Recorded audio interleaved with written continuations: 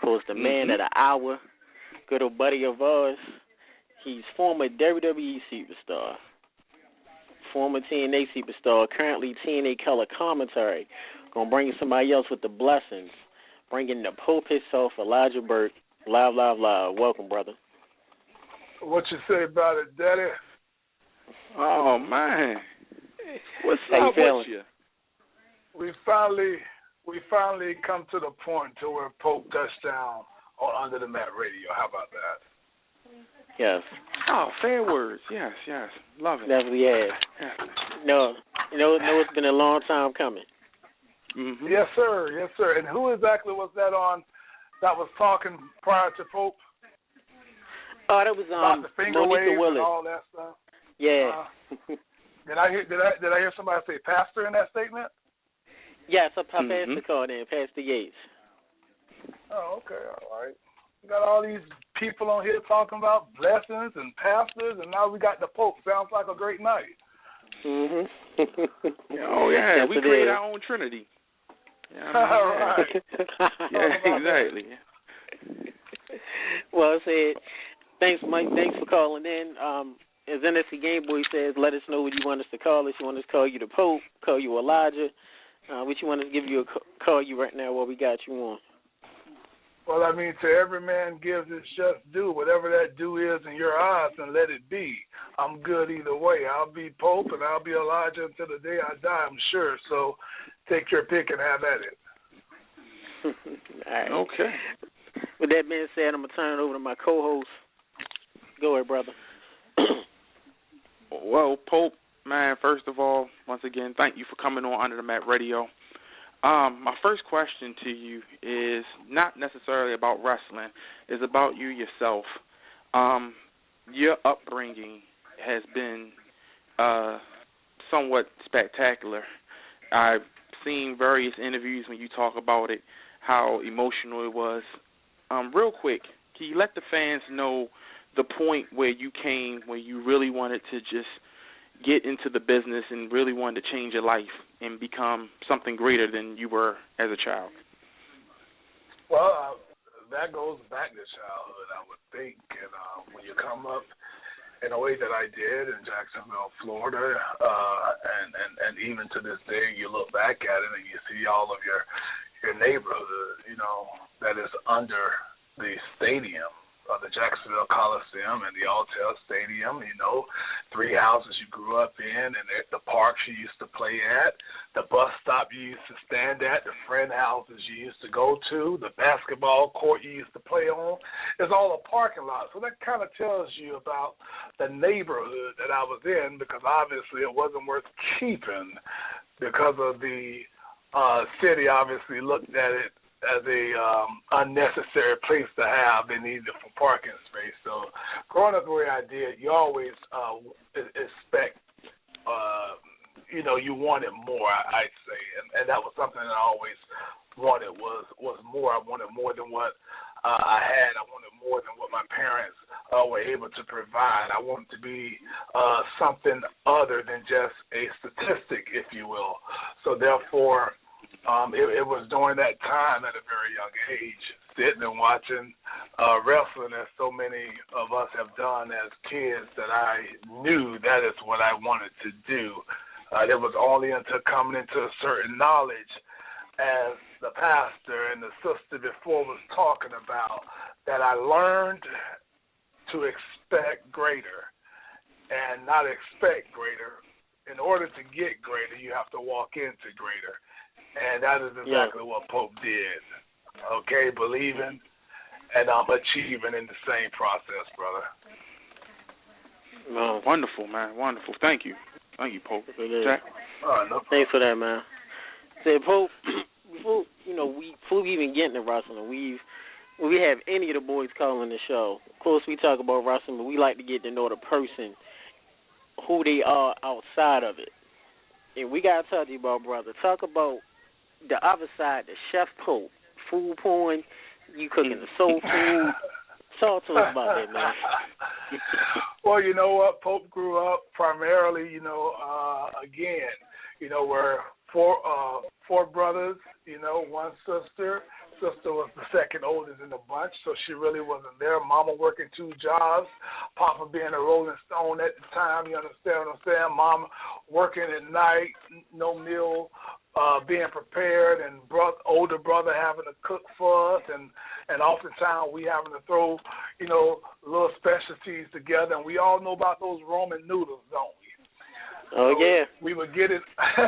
We would get in there and do our own little creative process. Through our own little creative process, man, come up with these gems. And so further along down the line, I stayed primarily with my sister, who was a single mom, making ends meet. And she went on to become a sergeant with the Jacksonville Sheriff's Office, and she had 3 kids, and those kids are my kids, as I often refer to my nephews and nieces. So I was there raising them in the process, and being with them, I had to cook, and I would say through trial and error, man. But cooking is one of my favorite things to do.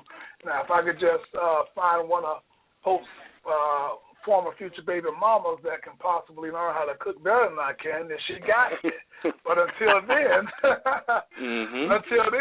you know what I'm saying. Yeah. Folk don't mind throwing down here and there, man. But I can't be the primary cook. You understand what I'm saying? Yeah. But it's something. Cooking, man, is something that I love to do, man. Soul food. As a matter of fact, we had some good eating Sunday dinner today, but at the same time, I had to just go to the side and cook something good, yet but keep it healthy at the same time.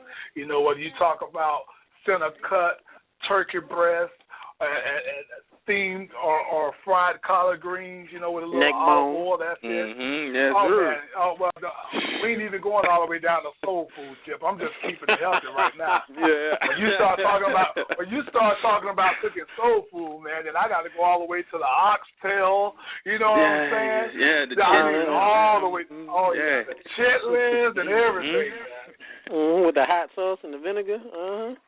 Well, hot sauce goes on everything, especially the collard greens. It does. If it was my dad, if my dad was here right now, we often used to do this because, you grow up imitating your dad. Now, we old school. My dad was from the country. I'm talking about Georgia and Cocoa, Florida. So that's where he primarily grew up. We would eat our collard greens and cornbread with our hands. And y'all might not know nothing about that. But, yes, sir. Finger licking good? Yeah. Yeah. Hot sauce going on everything, even on cereal. I don't know about that one, brother. Hey, I go with somebody to put hot sauce on cornflakes. Oh, cornflakes? Yeah. Come on now. What? Yeah, Lil James. I'm a cereal fanatic, but I ain't going that far. Yeah, shout out to Lil James. Really? Yeah. Shout out to our homeboy Lil James. Me and the Gameboy, we go back over 20 years growing up. So, yeah, hot sauce and cornflakes. Yeah. We're not going to hashtag that because that sounds nasty. Yeah, we're not going to hashtag that. Yeah, we ain't going to. Yeah, y'all can keep that. Now, Pope, before we get started, got a buddy of ours. We got a fan question for you. Welcome, Brother Ritzy. You there? Yeah, I'm here. Hey, man, you live with the Pope. You got a question? Yes, I do. I got a couple questions. Go ahead.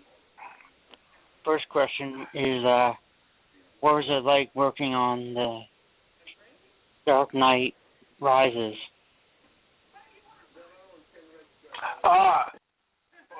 First off, how you doing too? You come in the I'm doing good. Great. Dark Knight Rises was it was a catch-22, I'd say. And it was a great thing to have these people say, hey, we want you a part of it, but then the end result was not what was expected. You go out there, you speak with these guys, obviously knowing that I'm not going to have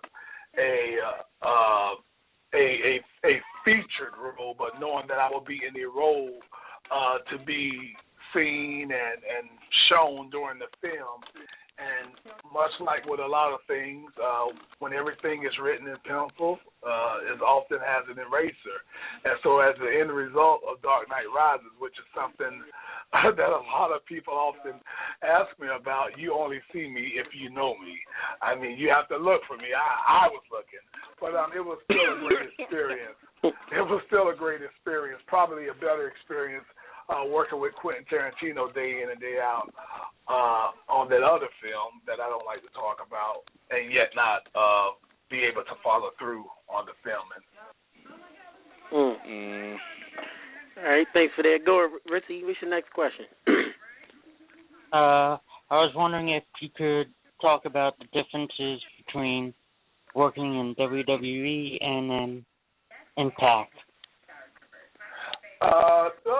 There's a lot of differences. Obviously, WWE is a multi-million-dollar company, and Impact is still on its way up and has been consistently defying the odds and trying to make a way to be a profitable number two for the fans. And which is very important to have in the business today. But to sum it all up and to put it in a general consensus, it's like night and day. And both night and day goes each ways. There's not no one that outweighs the other. But the one thing about Impact that is the day, if you will. One thing about Impact is the laid-back atmosphere, the creativity at the hands of each performer, the leeway that they have to tell the story and to get the characters across. So in Impact Wrestling, you are indeed what we refer to as a professional wrestler, whereas oftentimes in the WWE, you are more of an actor portraying a professional wrestler. Does that make sense?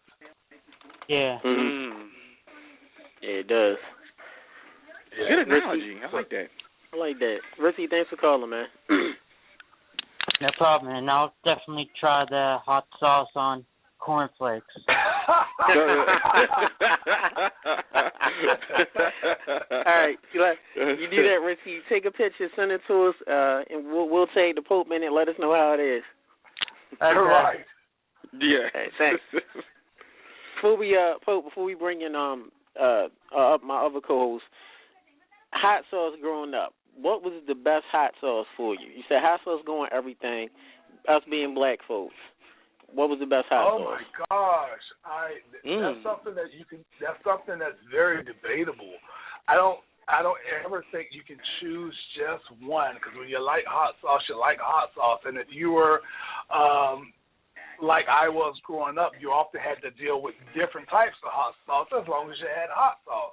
So how about I give you the top three? I'll probably give you my number one, which is probably Louisiana, okay? But right. When you talk about the hot sauce, you got to go with Louisiana, Texas Pete, and then the Po Man hot sauce, Crystal. Crystal, yeah, the water. Yeah, the Po Man hot sauce. So yeah. Gotta go for that Crystal. That's that poor man. Drink that out the bottle. Yes, sir. Is right now we're going bringing my other co-host, Angry Mark from Wrestling Black and White. Angry Mark, you live with the Pope. Go ahead, man. Hey, Pope. Pleasure to be able to ask you a couple questions on here, and congratulations on all your success. Thank you very much, my friend. I appreciate it. So, with you being in TNA, you have the opportunity week in, week out to watch the performers in the ring. In your opinion, who has a higher ceiling? Jesse Goddard. Go ahead. Bad joke. All right. Drew Galloway or EC3? Who has the higher ceiling, Drew Galloway or EC3?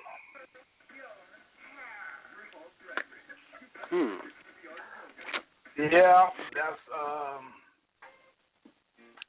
and assuming you mean the higher ceiling to break through. Yeah. Well, that's going to be Drew Galloway.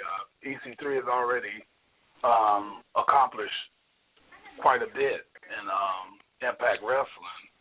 So therefore, that just by default goes to Drew Galloway, who has not broken that glass ceiling yet. But in my opinion, Drew Galloway is future World Heavyweight Champion. He'll be champion this year in Pope's opinion.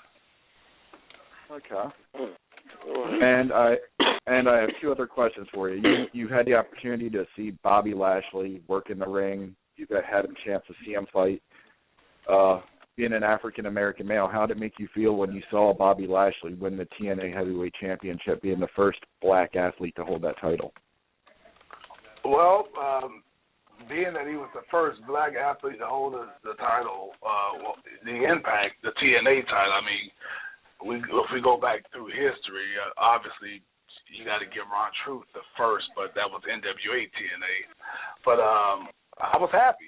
It was great, but at the same time, the competitive spirit in me, said that, hey, dang, he did what I was supposed to do, But it's always great. I really think that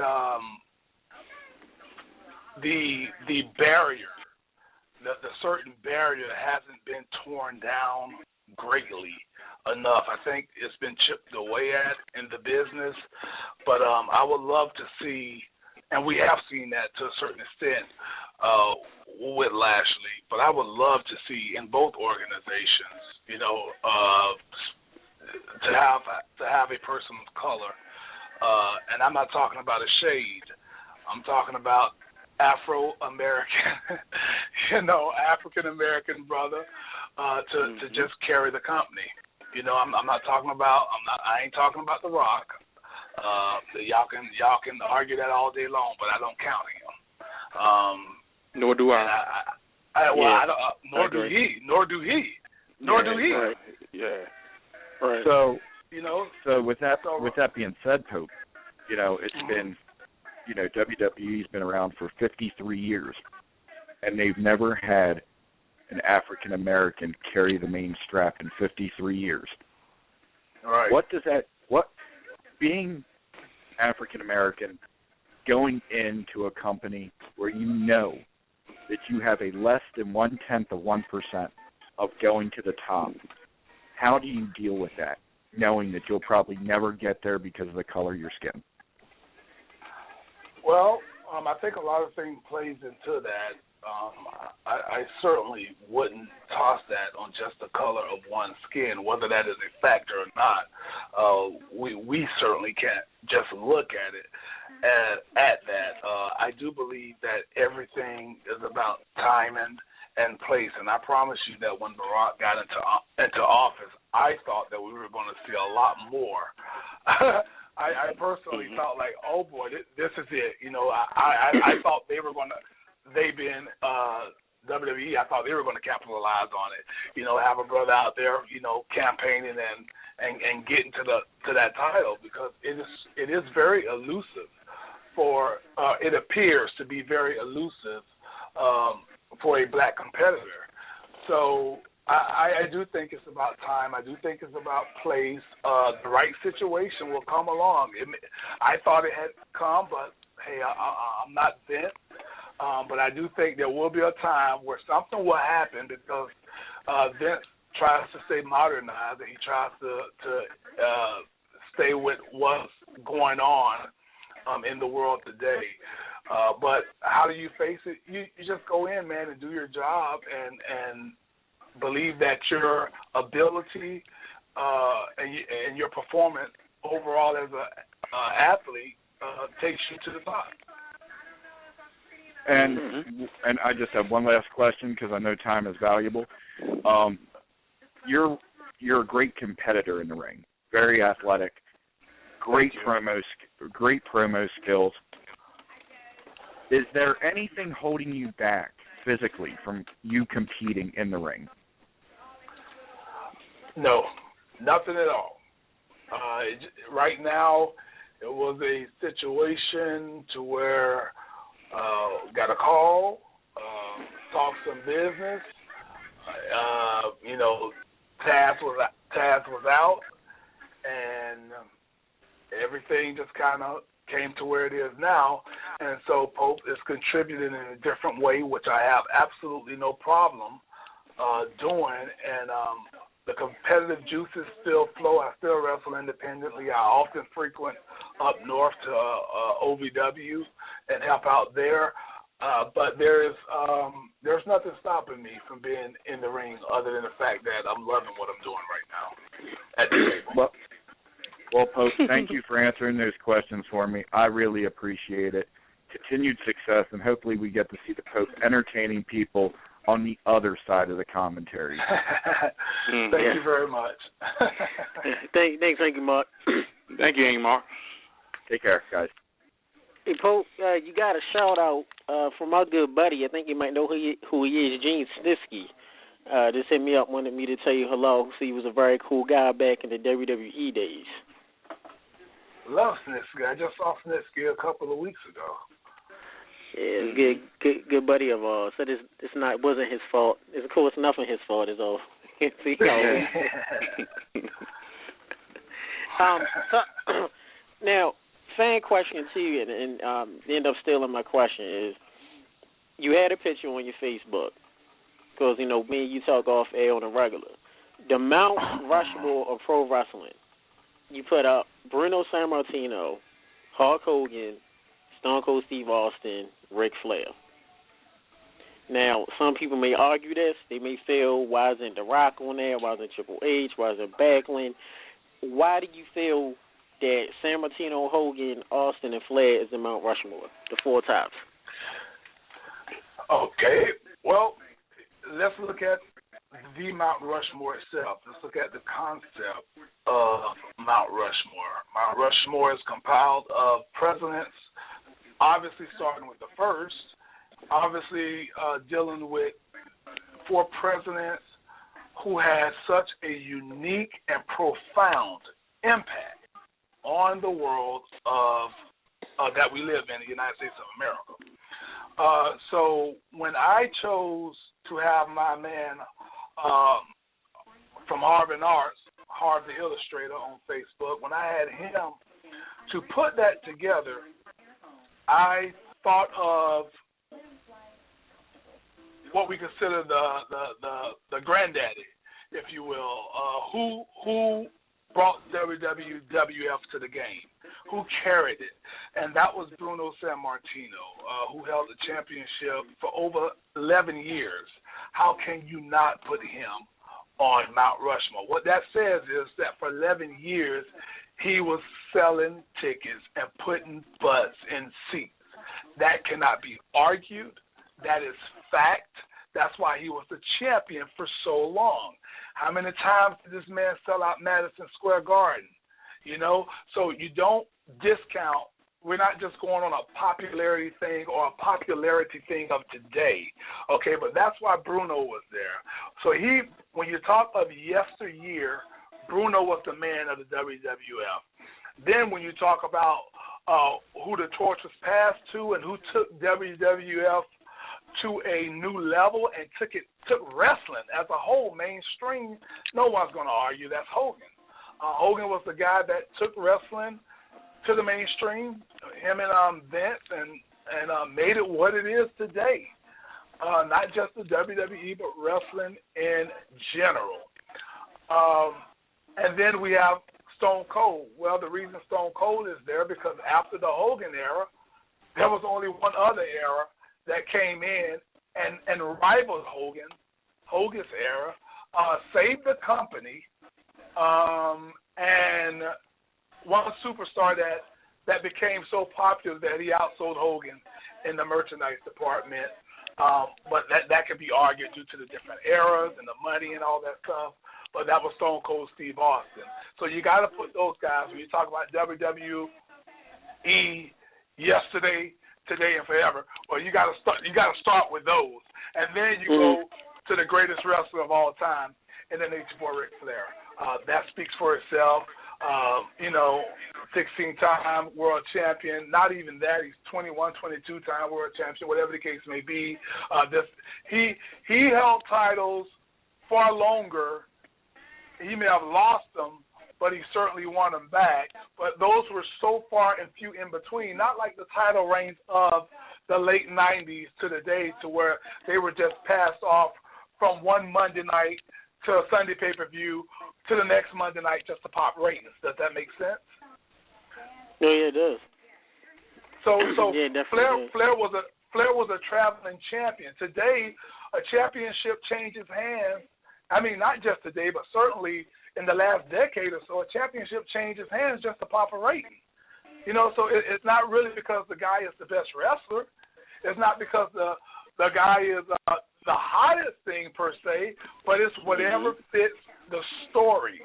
So you can't just look at individuals. That's why I never feel slighted about never holding the title myself, whether it was the ECW title, whether it was the TNA title. I don't feel slighted because one man always said this, and you might not have understood it then, but you may understand it now. His name was Vince Russo, and he says title or props. When you see the way titles are passed around, can you really argue that? Yeah, that's a good point. Yeah, so, it is a good point. So we all know the business. We all know what it is. Well, we know how it works. Everyone's smart to the business these days. You know, and I just found out that. Take over, GB. Go ahead. I'm sorry. You okay? No, he was letting me know. Go ahead, Pope. All right. Yeah. So when you look at it today, you know, certain things will happen for certain reasons. Just like titles are changing right now, just because you're going into WrestleMania season. You know, so certain title might come off this person, go to that person, and you end up being a 15-time, 14-time. You start getting all these title reigns, but in the end, what do they mean? You were a 3-4-time champion in 1 year. Does that really say how great you are? Does that really say how great your run is to the promotion? Well, not just to the promotion, but in the business. No, so you just kind of you stick with Ric Flair on that because his was for so long. It was over. I mean, this guy was winning world championships in over at the age of 40 and almost to 50. So that's why he's on there. If it was my way, if I was going off of personal feelings, then it probably would have been a lot more NWA guys on it because I'm an NWA guy. Obviously, Dusty would have been there. Flair would have been on there. Hogan would have been there. And I don't know, maybe Macho, maybe Warrior. I don't know, but I definitely know those top three guys as far as Dusty, Hogan, and Flair would have been on that. Mount Rushmore. Wow. Yeah. Okay, well, Pope, let me ask you this. Let's flip it. Let's talk about black wrestlers. If there was a Mount Rushmore for all the black wrestlers that you can think of, past, present, who would you have on that Mount Rushmore as far as black wrestlers who would stand out through the test of time? Bobo Brazil. Big Cat Ernie Ladd. Okay. Mm-hmm. Then you have to put Ron Simmons on there because he was the first. He's the first. And he was the first. And I would probably in that Ric Flair spot, you would probably put Booker T. Good choice. I have to agree with that list. I actually have to agree with that. Yeah. I mean,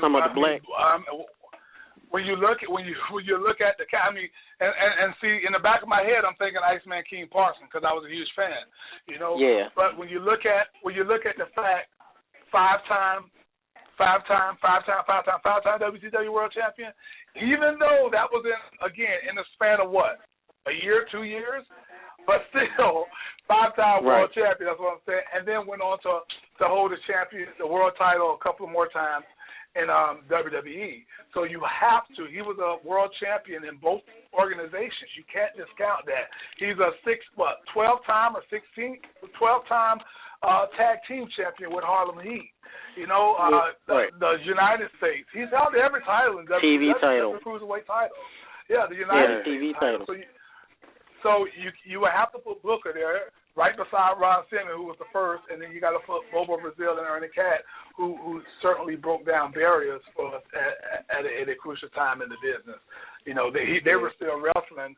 They were still wrestling as such show attractions when there was black entrances and white entrances. Right. Well, you got now Pope. Now you gotta give a special shout out. Remember Ranger Ross from back in the '80s? Remember him? Yeah. Who don't? Hey, do you remember? You remember Sergeant Craig Pittman? Craig Pittman. Yep. The Call of Duty. Okay. So I rest my point. Yeah. Exactly. You break out brown all of them. Sweet brown sugar. Yeah. Sweet brown sugar, you know. I mean, Cocoa Beware, which was sweet brown, but we can't even consider those guys if we were to do a Mount Rushmore. And of course, maybe some listeners will go, how can you build a Black Rushmore without The Rock? Well, he's not all black. I mean, when you look at the Samoan dynasty that he's often referring to, then why would I put him on there? Exactly. Right. Because they don't never promote the black side. They always promote the Samoan dynasty. Right. Hey, and he's very proud of his heritage, and I don't blame him. Yeah. Definitely don't. We got Toph, our correspondent. Toph, welcome, man, on with the Pope. Hey, guys. Hey, Pope. I'm a big fan of your work. Thank you. Hey, Toph, what's up? I'm good. I'm doing good. How you guys doing tonight? I'm good. We're doing good, bro. We're doing good. Go ahead, Toph. Okay, so I can just ask any question? Yeah, good. Sure. Okay. So, Pope, this is like really how I got started with, I guess you could say, podcasting and blogging, stuff of that nature, stuff like that. I remember when you came to TNA back in 2009, and like everything about your gimmick was different. With the glasses, the jacket, the money. I see guys like Okada in New Japan, the Rainmaker, where he comes out and the money falls down. And you were doing that before he did. And your style was very different. You you really didn't really have like a limitation, sort of, because they kind of like had you in X Division, but then you were kind of working heavyweights guys like Angle and whatever. And I just remember like you were really over. You were different. When you did your promos, you wore the mask, and then you took it off to talk. Some people compared you to The Rock. Some people compared you to Dusty Rhodes. No one really could like get a fit on like who you were. And I just remember going into 2010, you were like really over. And you had a match against AJ Styles, I believe, at Lockdown in a steel cage for the world title. You didn't win. And then like sort of after that, you just kind of got lost in the shuffle a little bit. And that upset me a lot because TNA decided to just push, your Jeff Hardys, your RVDs, and so on and so forth. And I always thought that you could have been a champion and you could have been a representative of the company. So, like, where you're at right now, I mean, I know you're a color commentator and stuff, and, sometimes you don't want to get heat or anything, but I just wanted to know, like, from you yourself, like, what was that like for you to get that kind of push and exposure? Like, how was it? Because sometimes when you work for a bigger company and another company gives you a chance, like, how much creative input did you have in the Pope character? Because you were just very different from anything that I saw in the ECW brand in WWE. Oh, thank you. Well, first off, let me say this. I wasn't given anything. That's number one. Okay? Pope was not given no push, no nothing. I hate the fact that someone would even phrase it that way. What happened is, as you said, Pope came in. Pope was different. Pope was unique. Pope was not slated for nothing. When some guys come in and they're already got a rocket strapped to them and they're just going to push them, down your throat or whatever. That was never the case with Pope. I came in as an afterthought, I'm sure, and just took the place by fire. The fans took to me. They took to Pope. They took to the character. The fans made Pope. The fans started chanting Pope is pimping. That was not me. That was them, to their credit. And so what happens is, when you start getting somebody that's on fire like that, I think you better go with them. So I'm happy to say that I earned everything that I got during the time that you referred to. So how do I feel about not getting to the championship or whatnot? Let me tell you something. I had no idea 2 weeks prior, if not a week prior. I didn't even know I was going for the title. Okay, let alone supposed to win the title. So I went to work every day, as I do now, oftentimes just not knowing what's what, just tackling it head on and being prepared for whatever's thrown my way. And that was the case with AJ Styles and that lockdown.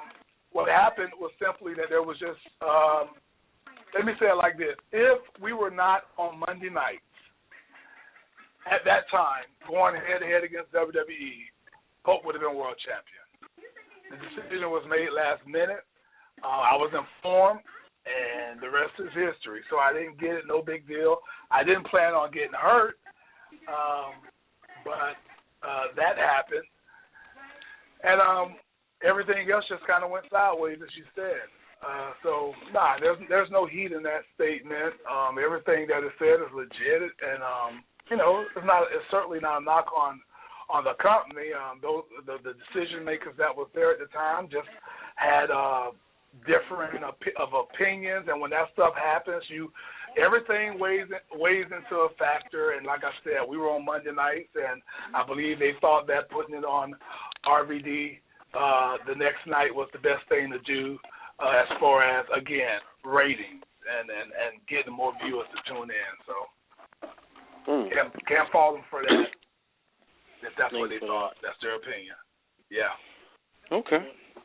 Now, if you can, thanks for that. If you can, Pope, talk about your experience working with Vince. I believe the Pope's call dropped. We do apologize. So the Pope will give us a call back, a phone call that dropped. This is live radio. For that, fans, we do know, see you calling in, send us questions.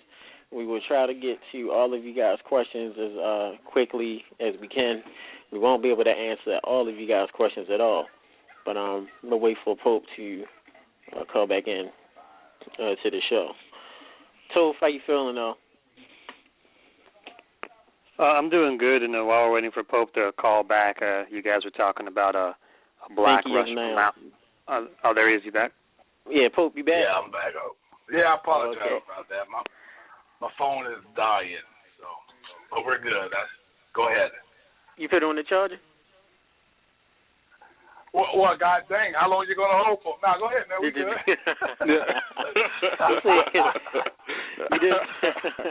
You just had a plan. I'm in for the long haul. Don't worry about it. Like, go ahead. 2 o'clock in the morning, we going to chapter 3. Right. No, well, promise you better get all you can, because you know how long it's been and you know how hard it is. So get it while you can, man. Okay, no problem. Well, I want to give a shout out to the Pope. Pope is one of the only the third person in life that can allow to call me by my last name. Shout out to my Mama Tech. I told her, anybody that know me personally know that I do not like people calling me by my last name unless I really like you. So, of course, the Pope starts saying, Pro, what's up, Pro? Do you text? Never call me by my first name. Always been Pro. It's all good. It's no problem at all. But wanted to ask you, tell us your experiences with Vince McMahon. Working at WWE, we've had a lot of boys tell us their interactions with Vince, what kind of person he is, being very competitive. Talk about your experiences of working or even talking with Vince. I believe Vince is a throughout my time with Vince, he's very, when he talks to you and directs you, he is very indeed firm. I can say that. And when he's conveying it to you, it's like you want to listen and pay attention to every word he's saying. But that's only on the business end. But just walking through or whatnot, if he isn't focused on doing this or doing that, Vince will joke. He'll joke with you. He'll laugh. He'll, nudge elbows with you or whatnot. Give you a little nudge in the shoulder. Say something funny and laugh like that. But my experiences with him was just that. Nothing bad. I have no bad experience with Vince when I was there. When I went out there on ECW television to do the angle with the New Breed, which I didn't know about until that very day, by the way. I didn't even know I was going to be didn't know I was going to be in the ring with all of the originals. Didn't know I was going to be put through a table. That stuff. Didn't know I was going to be in the ring with Vince McMahon. That was that day. As a matter of fact, we were in Houston, Texas, I believe, and I had to leave and go to the doggone mall to get that suit that I wore. And I kind of went to 3 different stores to put that suit together. And so, the shoes and everything. I mean, that was off the fly, man, off the fly.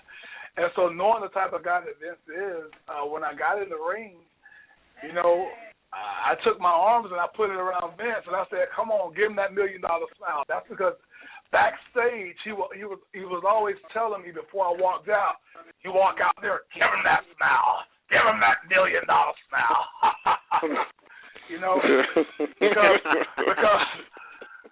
Because who wants to see a good-looking guy walk to the ring and show those pearly whites? God damn it, I hate it. So smile.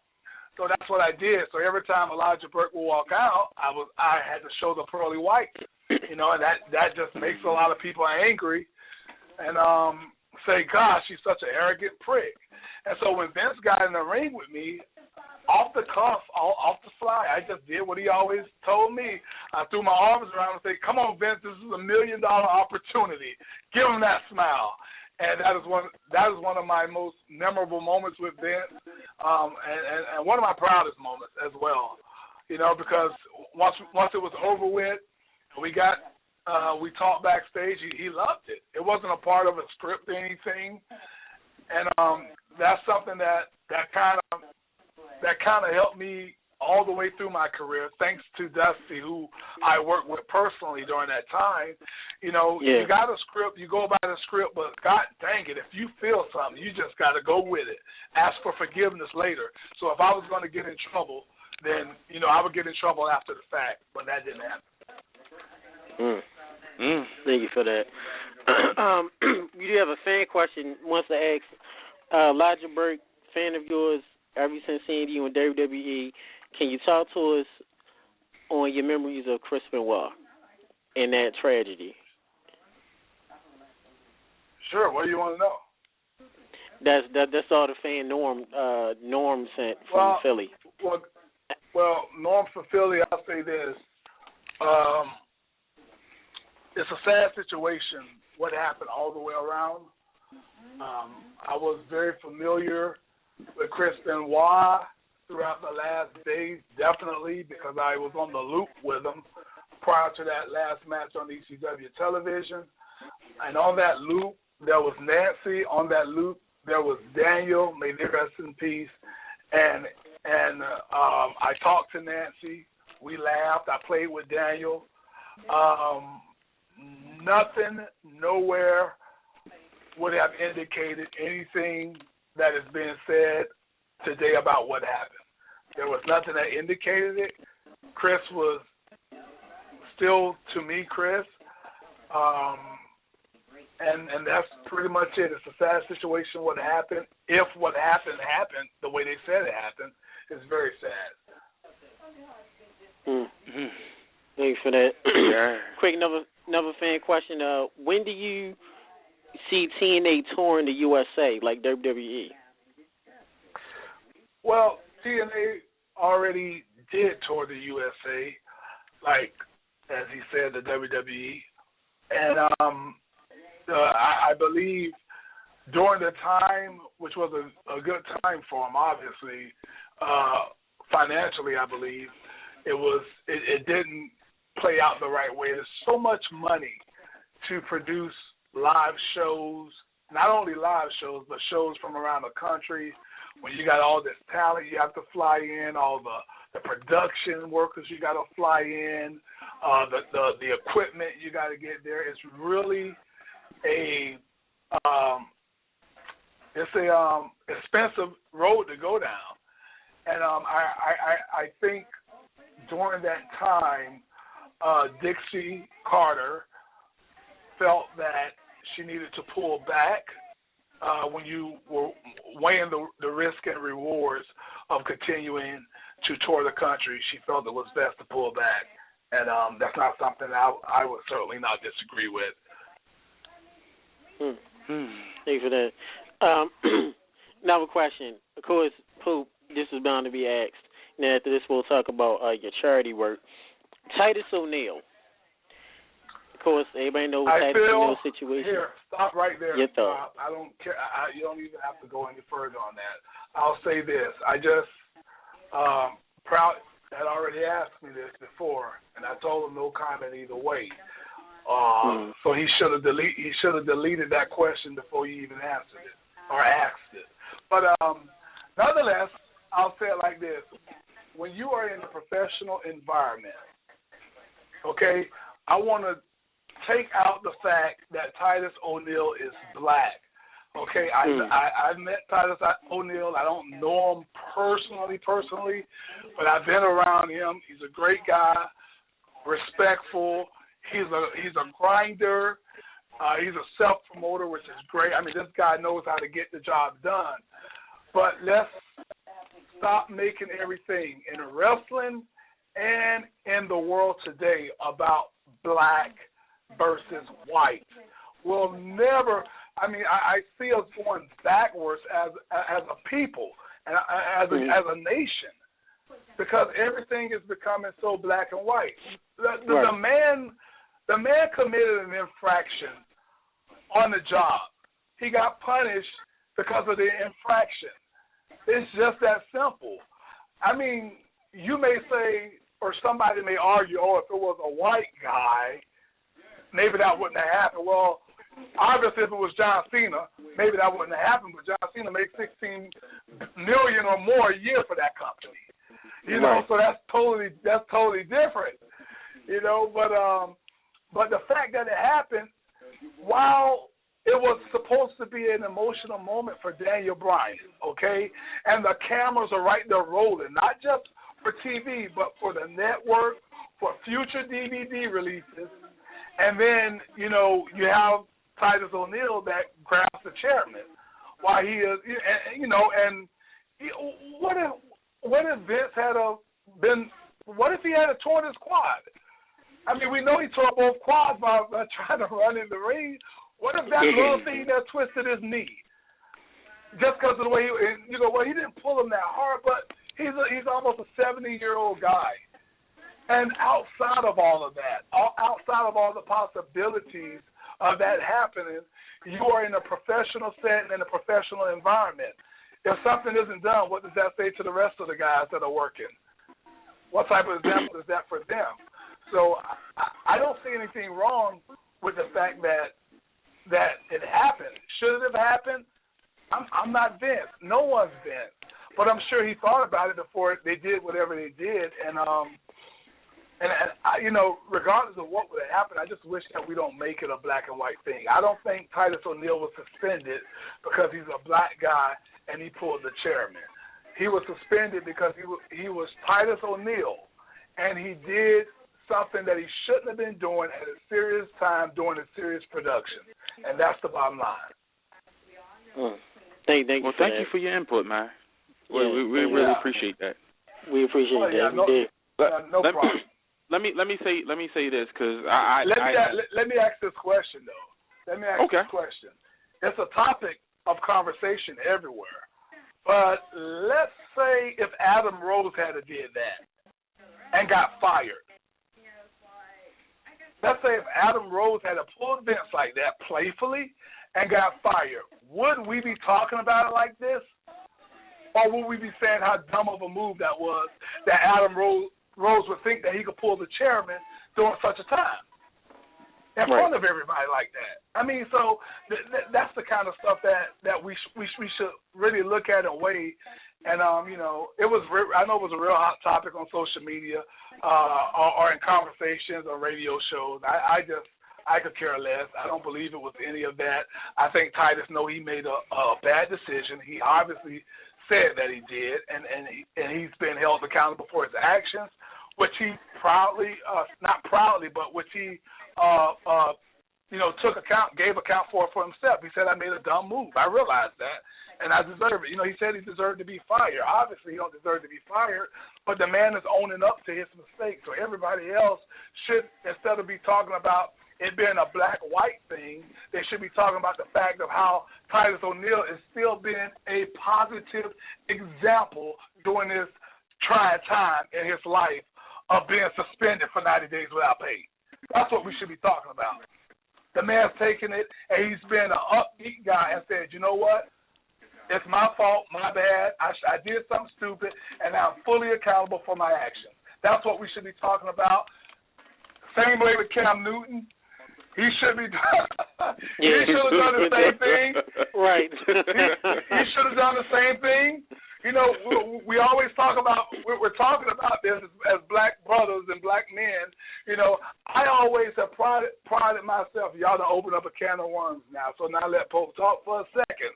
But I prided myself.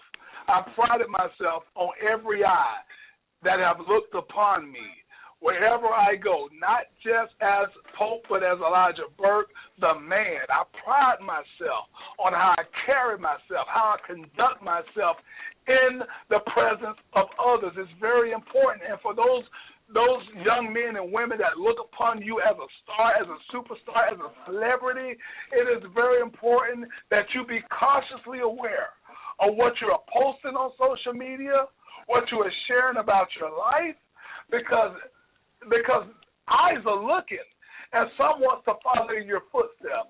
And woe unto he that scattereth the sheep, my brother. I would not be one to lead anybody that look upon Pope Elijah Burke. I would not cause them to go neither left nor right, but straight ahead, if you understand what I'm saying. That's what we got to do as positive black men in our community. Everybody has tried to, I'm going back to Cam now. Everybody has tried to stand up and make an excuse for this guy for the way he lost, the way he took it.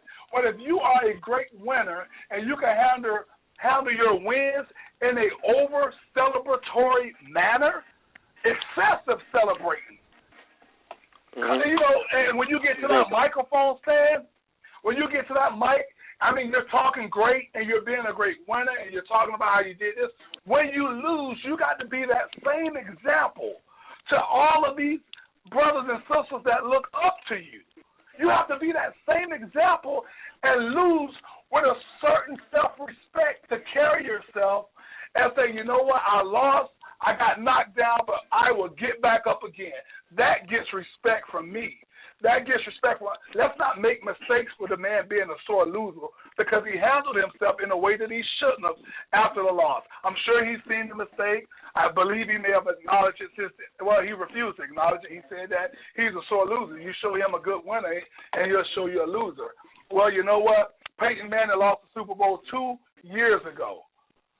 And somebody walked up to him after he went through all those strenuous interviews about what went wrong, how they got manhandled by the Seahawks, and then one of the stadium workers asked this man for a picture, for a selfie. Are you kidding me? And what did he do? Like the winner, like the champion he is, like he goes out there and he lets the man take the picture with him. I mean, he has to still be Peyton Manning. He can't just crumble and all of a sudden say, I don't want to talk, don't take pictures. But all right, I'm done. That was my rant for today. Well, we'll talk about that issue another day. You good, though, bro. You good. I have a question for you, Pope.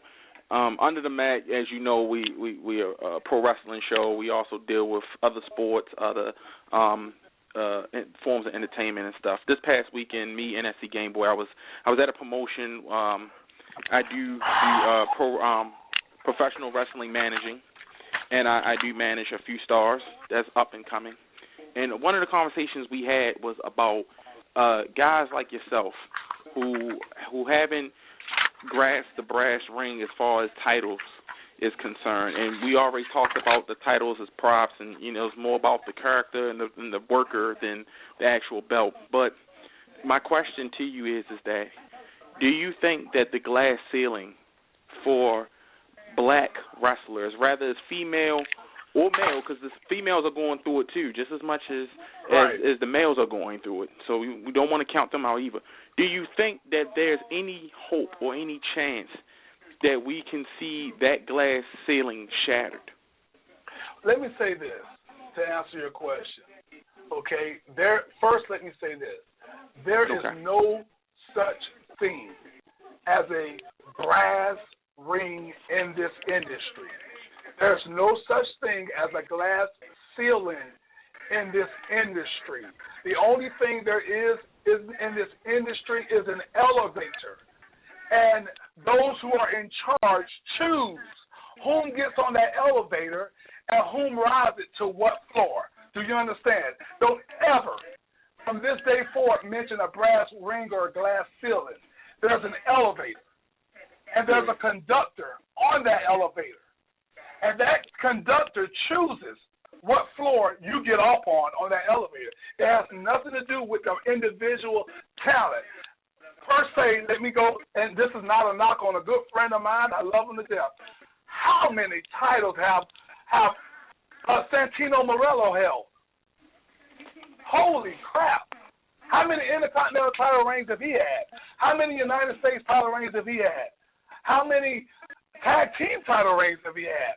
Well, why am I telling you that? I understand he's not black, but my point is, was he the best wrestler? Was he the second coming of Shawn Michaels? No. But what happened was there was somebody that sits behind the desk that writes in that says, you know what, we should go with this guy.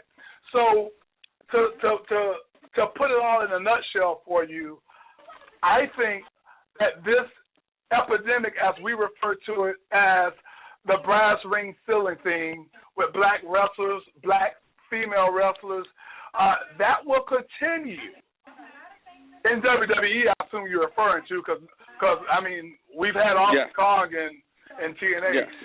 So with WWE concerned, that will continue until you get half of the writing staff to be black.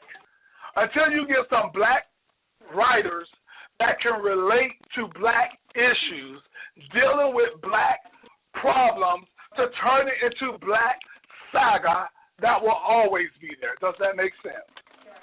It does. Yes, it does. Okay. So since I'm on this, let me reverse back and tell you why Pope worked so well during the Russo era. Because when Pope came down, they were going to bring me in as Elijah Burke. I showed Vince Russo some Pope footage. Vince Russo came out of the office and said, holy crap. He said, bro, you got to be the Pope.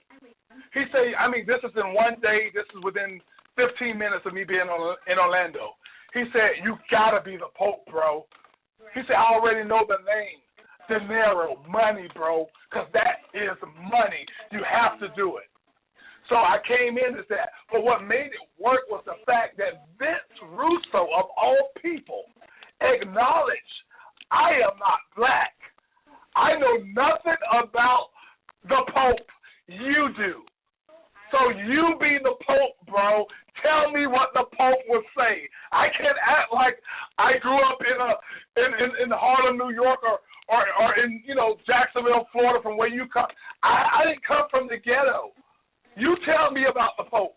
So every time Pope was able to go out and grab a microphone, you're talking to the guy that was delivering and giving the verbiage, coming up with it, because Vince Russo and Ed Ferrara, to their credit, said, hey, Pope, this is what we want you to touch on. Go be Pope. And until we get that, that type of mentality of writers and people that can entrust talent to go out there, whether they're black or white, to do such a thing, then those talents will get over a lot more. But until there are black writers that can relate to the athletes, the black athletes that are out there, then there will always be that proverbial, as you say, glass ceiling, which it doesn't exist. There are only elevators, and there are conductors that tells you what floor to get off on.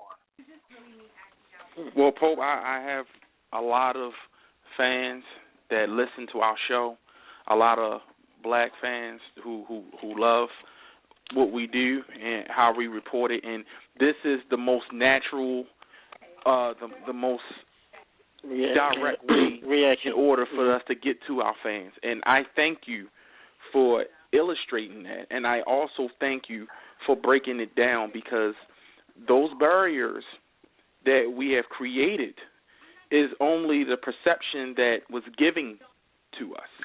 And there's a mass out there of who believes this. And your analogy is great, because I've seen you make it. I've seen what you've done. I have commend what you've done. I applaud it.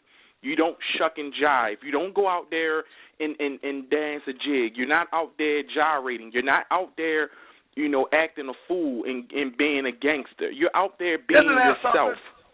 Amen to that, brother. Amen to that. That's why it resonates so well with us, because we know that you are that. And that is the reason why it humbles us. And we appreciate that, because we get tired of it. Yeah. We do. And especially Tech and myself, we especially do, because we're in there. We're friends with the WWE. We're friends with Impact Wrestling. We're friends with Lucha Underground. We're friends with Global Force. We're friends with all these different promotions, New Japan and stuff. We're Ring of Honor. We're friends with all of them. We work with all of them.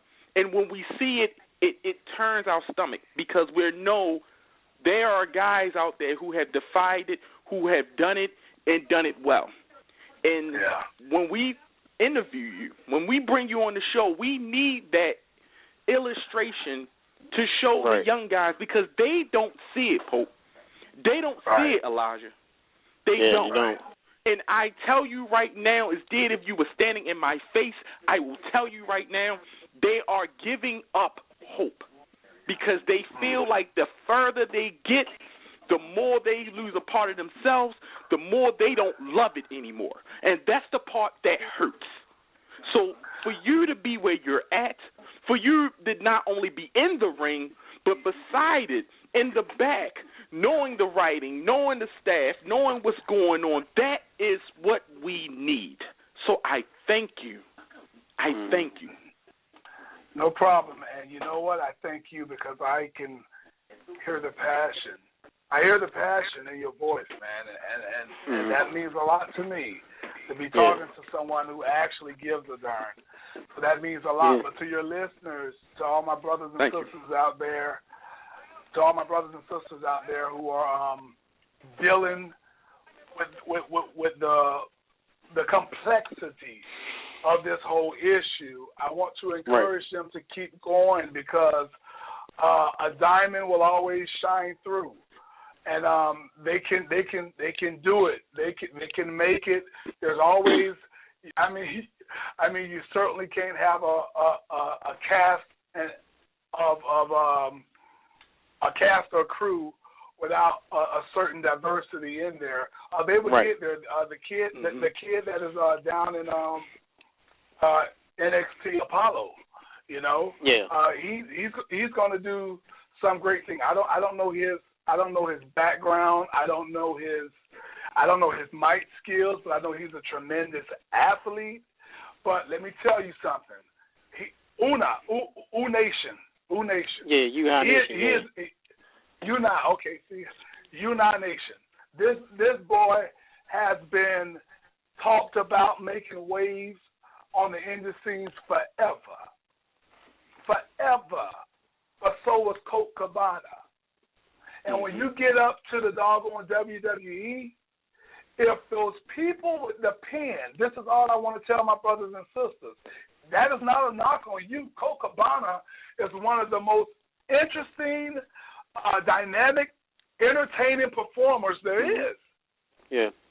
But when Scotty Goldman came out on SmackDown, because they labeled him with such a silly name, in my opinion, but when he came out there, you know, the pin pushers decided to say, you know what, we're going to start writing this. Let's erase his name. You know, so if Una Nation gets up there, as athletic as he is, if somebody don't get a start, I don't know, foaming at the mouth, you know, get a hard on for him and really wants this guy to go somewhere, then they're going to erase his name too, and he'll become Adam Rose. I mentioned him earlier, and maybe not such a good light, but let me talk about him. I mean, I thought Adam Rose was a great competitor. I thought his gimmick was great. I thought he should have been a heel from the get-go, and with the whole Bunny Bunch and all that stuff. And you know, it didn't work out. But that's not to his fault, I don't think. Everybody can argue. But my point of saying is, I think that Una Kid, the Nation Kid, or Apollo Crews, I think he'll turn heads and make waves when he get up there, and hopefully, you know, all those that are pushing the pins will think the same, and they let him ride the elevator and not put him off on the second or third floor. Because if that happens, obviously it does the listeners no favor. But that does not mean you stop. To everybody that's listening, that does not mean you stop, you quit. You have to be the first you, not the next Pope, not the next Rock, not the next Ron Simmons, not the next Booker T. Be the first you. Go out there and be the one to get to where you're supposed to be, where you see yourself being. We'll have a first black champion. I mean, and I'm talking about not just a black WWE champion. I'm talking about someone who's going to carry that business, carry Impact Wrestling. Look at Jay Lethal. Look at the way he's made in ROH. You know, the cream always rises to the top. You know, and whoever decided to say we're going to go with Jay Lethal, they did it from a business standpoint. They did it from a work standpoint because of his work rate and because of his commitment to the business. So they decided to go with that. Don't ever think because you don't make it, it's because of your personal ability or lack thereof. You can have as much personality as freaking Mr. Ed. But if the guy pushing the pin decides for you to go to the top, you will. Right. And that's just the bottom line. Right. And I'll mention Pope too, speaking, you know, on behalf of Tech, and even as Prout on a personal level. You know, we get a lot of fans with us, all of us here, being successful black men, owning businesses. You know, us doing the show, us owning this company, and being trailblazers. You Pope, you know, doing the great work you did in WWE and TNA in general.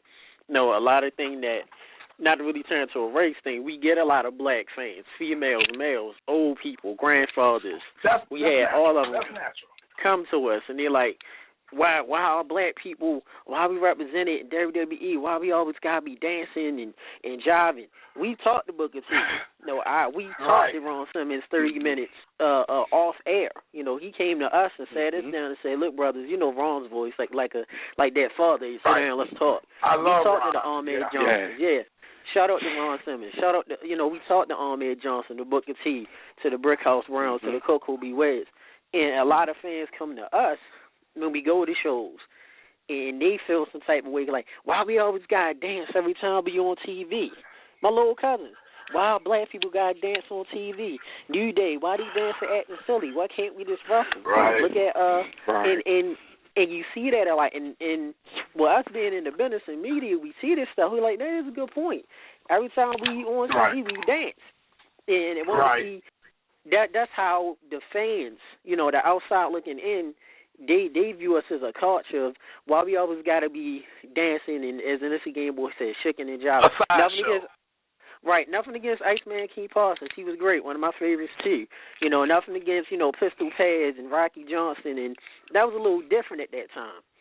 But now, to this generation, it's the same thing. The cartwheels, the backflips, you get what I mean? Instead of showing our athleticism and showing we're proud, it's some kind of funny gimmick or some kind of funny angle where we just can't be black and be proud and look, I can just beat you, because I'm just a good athlete. I'm just a good wrestler. Let me cut you off.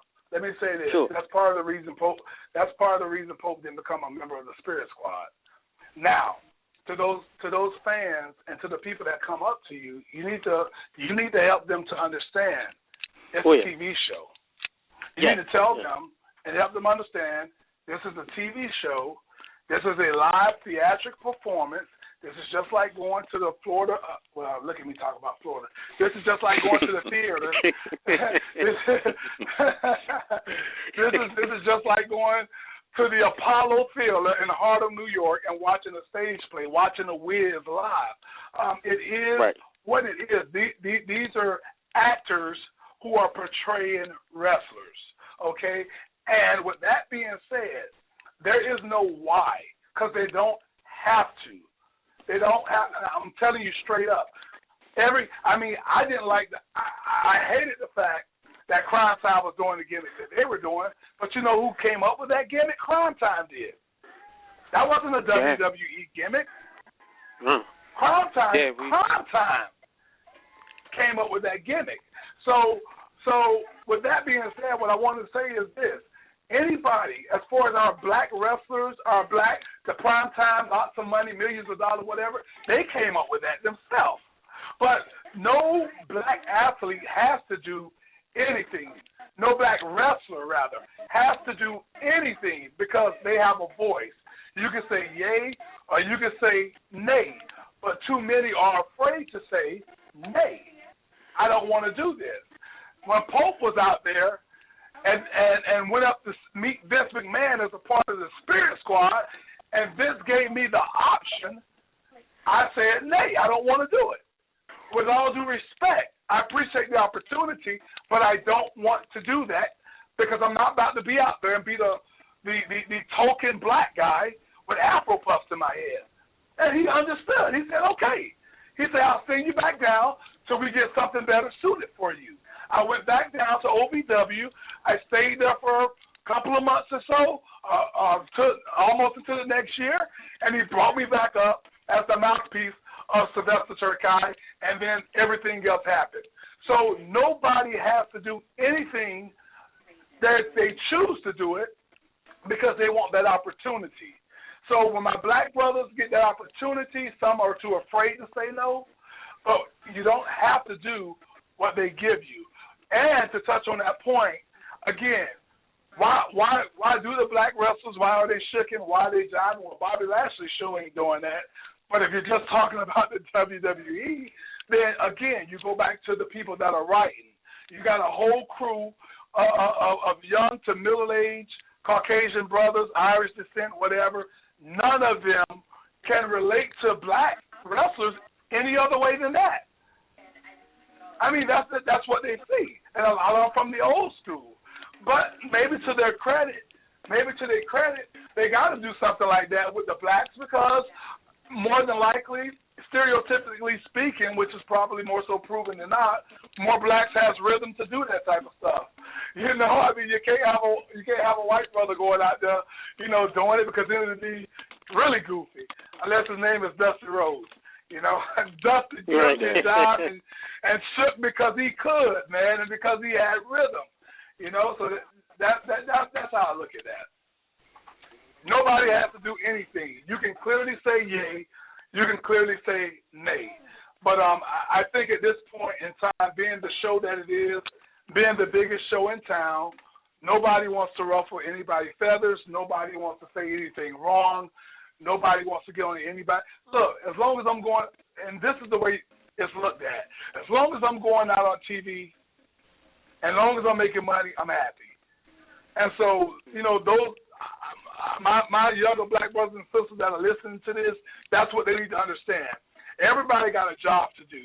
Not everybody wants to work at Walmart, but some knows that that's my money maker. Why is Walmart filled with blacks and Hispanics?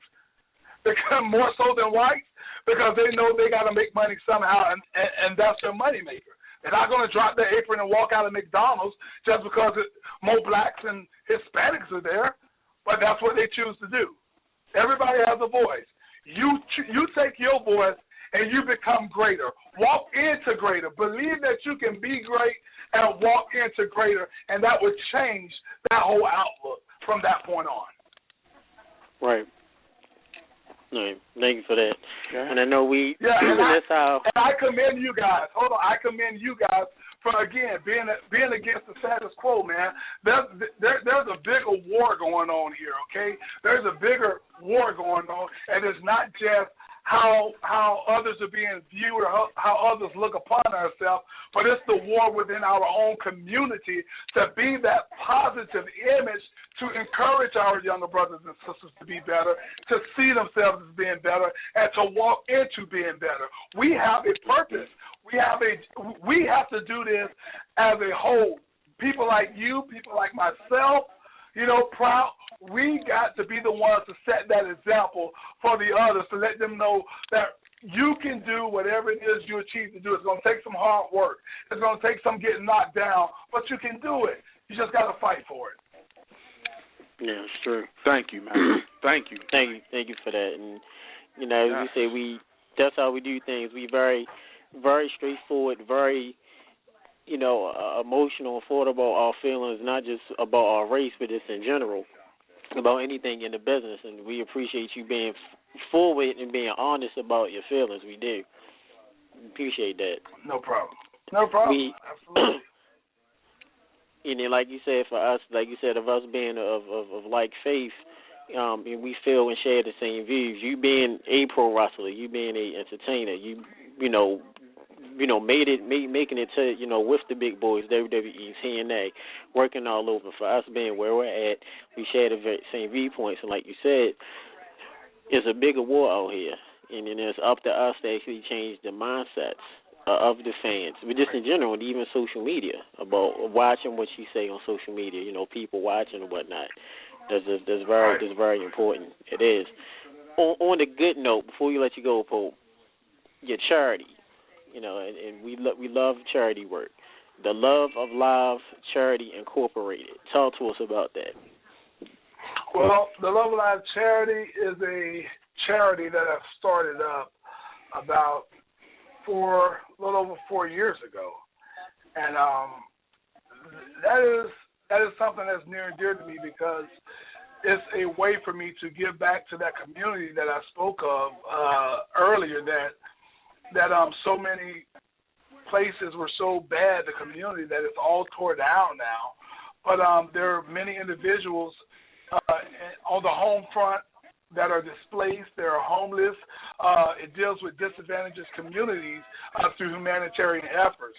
And those efforts often involves me going out with other donators, people who donate their time, and we feed the homeless, we feed the needy, we feed people who are living in shelters, displaced families, low income, anybody that needs it, we feed them, and we feed them not out of a soup kitchen. We don't feed them cold cup sandwiches or hot dogs. We feed them something that we all take for granted, which is Burger King. How many times do we fall off the expressway and we decide to go to McDonald's, Burger King, or any fast food restaurant, and we get what we want? Well, I wanted to afford that opportunity to them, and luckily I've been having anywhere between 25 to 50 supportive fans or people, a year to donate some of their hard-earned money to help make that a reality. And right now we're focused mainly out of Jacksonville, Florida. We are a 501c3 organization, so it is tax writable. You can write it off with your taxes. And all I want to do is just help. I want to be the change that we wish to see in the world.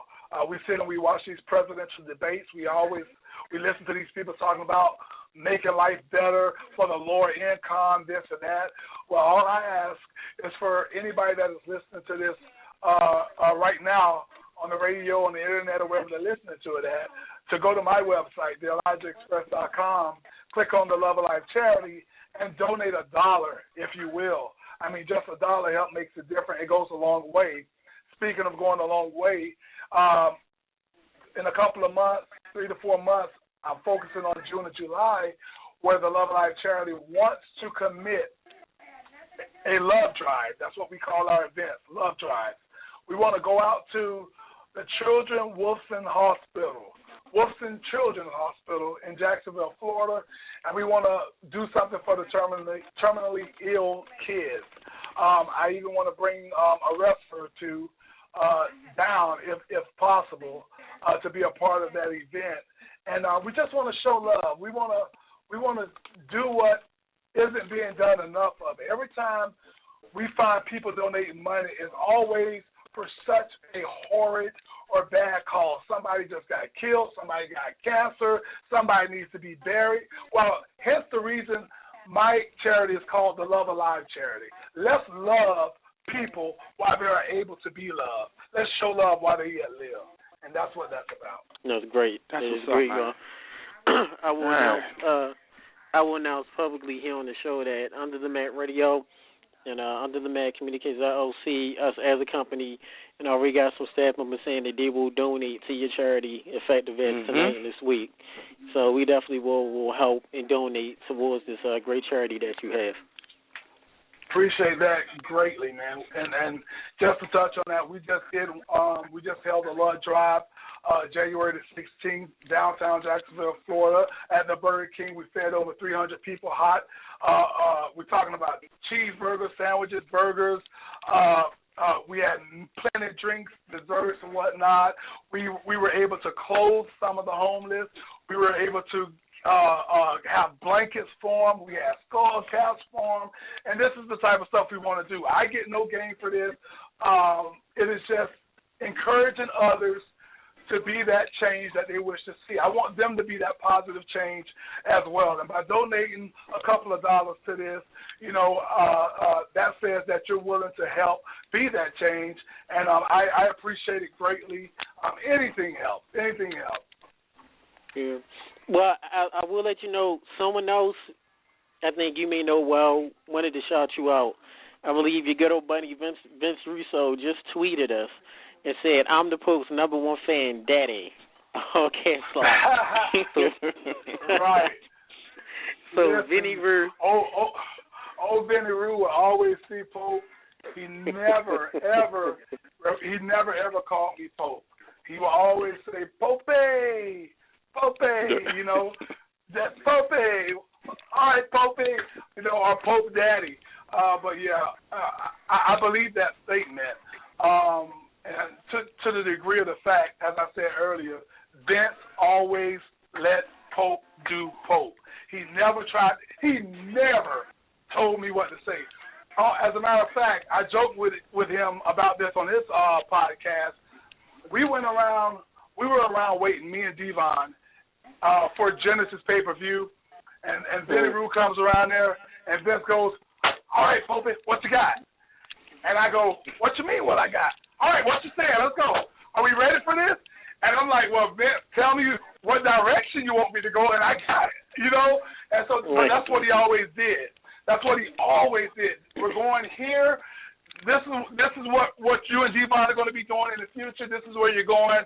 Talk to me." And that's what I did. And that started, you didn't talk enough about him, but I will.